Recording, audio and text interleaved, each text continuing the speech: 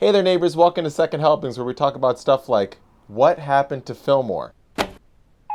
Let's talk boundaries while trying to draw Kirby from memory. I remember talking to a friend a few years back, and we were discussing setting boundaries with our parents. I was very apprehensive because I think when we think about setting boundaries with anybody that we care about, parents, family, friends, whatever, it's hard, it's difficult. And it's difficult because you don't want to set up what essentially translates to a wall, or at least distance between someone that you care about. You love them. You're supposed to be able to tell them anything and everything. But as you get older, you realize that's not always going to be the case. So when speaking to my friend, she told me something that her therapist told her, which was the two types of boundaries that you can set. I'm sure there's more, but these are the ones I heard.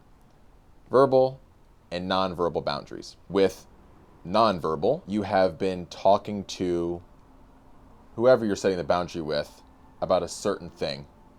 And whenever you're speaking about it, the conversation breaks down. So with that, you basically make a decision for yourself to stop continuing that line of dialogue. Whatever the topic is, you just stop talking about it.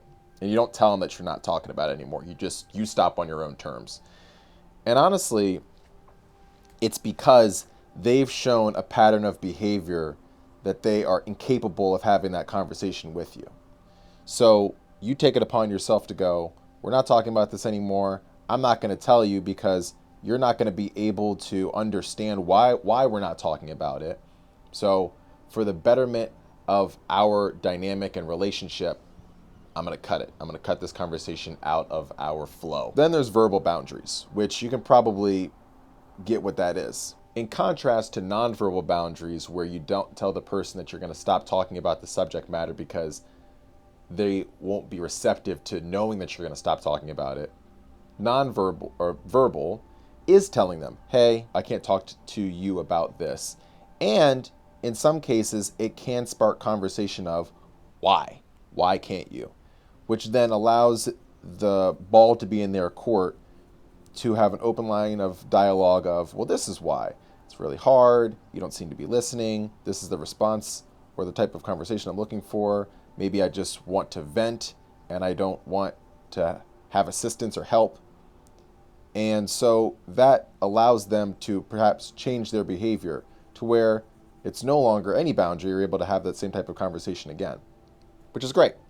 I think the biggest thing, the most important thing I can tell you is something that I dealt with and that I struggled with was you have to understand that this boundary is for your relationship. It may hurt that you might not be able to talk to them about everything, but it's better than being able to talk to them about nothing, right? And hopefully the person that, whether they understand the boundary or not, whether they're told it or not, can understand it as well. And it is a indicator for them to work on their behavior, to be more present and aware when they're talking to you, to analyze how they're interacting with you and going, ooh, maybe that was a little bit too deep of a cut, or I should ease off, or allow them to speak and talk. So it's up to them.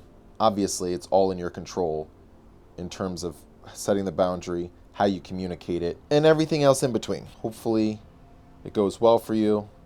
I have finished up Kirby. He's looking pretty okay. But, as always, take your time, take a breath, and take care. Okay? Bye! First one done. I will not lie to you. This was my second try on this video, because I'd just be rambling. So, hopefully this comes out a little bit better. And hopefully Kirby looks cuter this time.